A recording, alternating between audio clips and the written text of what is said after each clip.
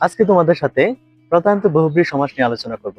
এই প্রত্যয়ন্ত বহুব্রী সমাস চেনার একটা গুরুত্বপূর্ণ উপায় হচ্ছে সমস্ত পদের শেষে আ, এ, অ থাকবে। যেমন আমি তোমাদেরকে উদাহরণ দিয়ে বুঝাই। এক চোখা, দেখো সমস্ত পদে চোখা আ উচ্চারিত হচ্ছে, অর্থাৎ এটার ব্যাস বাক্য কি হবে? এক দিকে চোখ যার। আবার আরেকটা উদাহরণ দিলাম, গড় মুখো, মুখো উ উচ্চারণ হচ্ছে, অর্থাৎ এখানে ব্যাস বাক্য কি হবে? গড়ের দিকে মুখ যার। আশা করছি বুঝতে পেরেছ। এখন যদি মধ্যপদলোপী বহুব্রী সমাস নিয়ে তোমাদের সাথে আলোচনা করতে চাই, সেটা খুবই সহজ।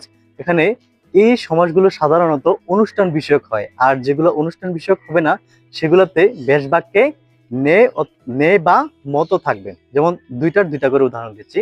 গায়ে হলুদ, খুব সহজ। গায়ে হলুদ দেওয়া হয় যে অনুষ্ঠানে। আবার আরেকটা হচ্ছে মেঘনাদ, এটা হচ্ছে এটার ব্যাস বাক্যটা হচ্ছে গিয়া মেঘের মতো নাচ যার। আশা করছি বুঝতে পেরেছো। সকলকে ধন্যবাদ।